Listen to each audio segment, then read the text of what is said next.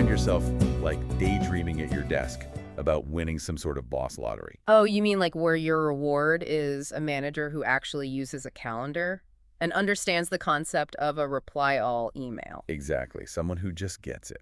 But this deep dive, we're taking a cue from McIntyre's secrets to winning at office politics and flipping the scripts. So not about finding that perfect boss, then. Nope. It's about empowering you, giving you the tools to thrive no matter who you're dealing with. We're talking about managing upward. Okay, now before everyone listening hits the panic button, this isn't about manipulation or becoming the office suck-up. Right, we're not advocating for that. It's more about, what, strategic positioning. Exactly. It's about understanding the power dynamics at play and using communication strategically to create a better working relationship for both of you.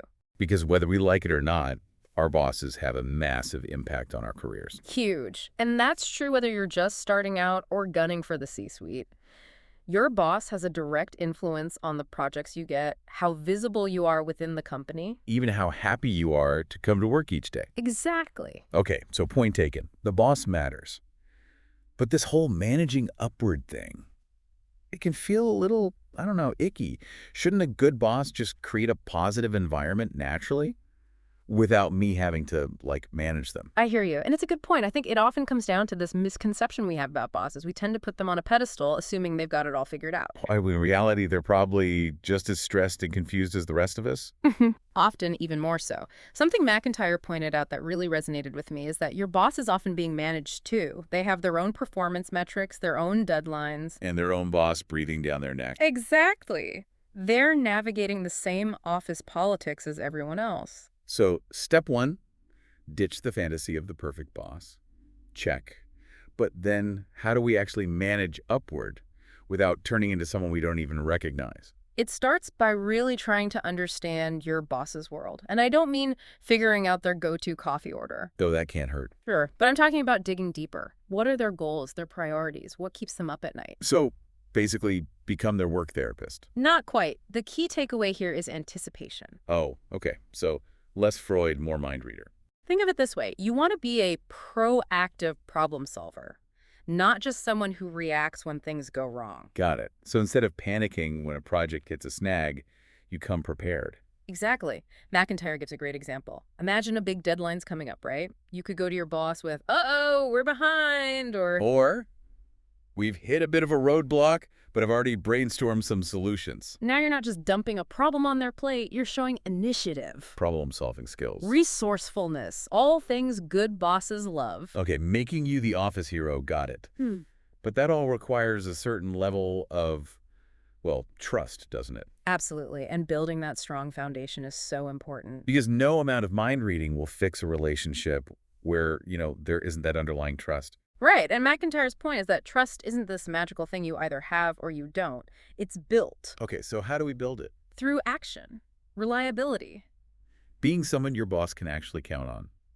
Meeting those deadlines, being honest about challenges. And owning your mistakes. Which, nobody's perfect. Mistakes happen. It's more about what you do next. Exactly. Coming to the table with, hey, I messed up, but here's how we can fix it. Okay, so this is all making sense. But there's a part of me that's thinking, what about those bosses who are, well, a little trickier to navigate? You're talking about those bosses that make you wonder if they took a wrong turn on their way to a motivational seminar. Exactly. Is managing up still possible then? Or are we just, I don't know, doomed? That's a great question, because it's important to acknowledge this isn't a magic solution. Managing up has its limits. So you're saying it's not a cure-all for every workplace nightmare? Exactly. McIntyre's very clear about that. If you're dealing with a boss who is genuinely toxic. And we're talking like creating a hostile work environment, being abusive. That's right. Then no amount of managing up is going to fix that. Different conversation. Completely.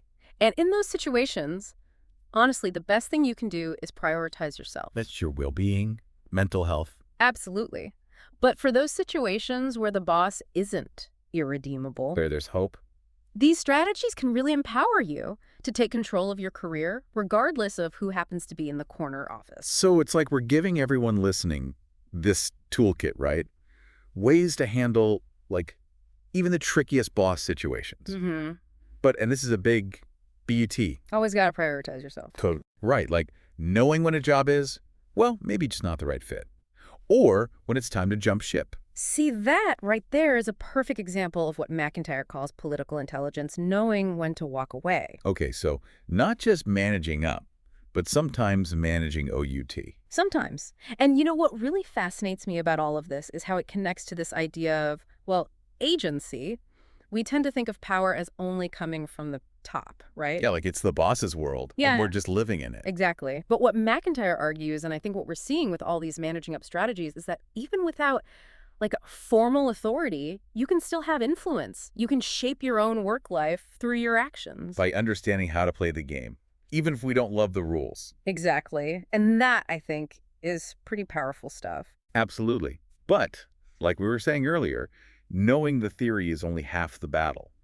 So to everyone listening, here's my final thought. Think about your boss, how they communicate, what they care about.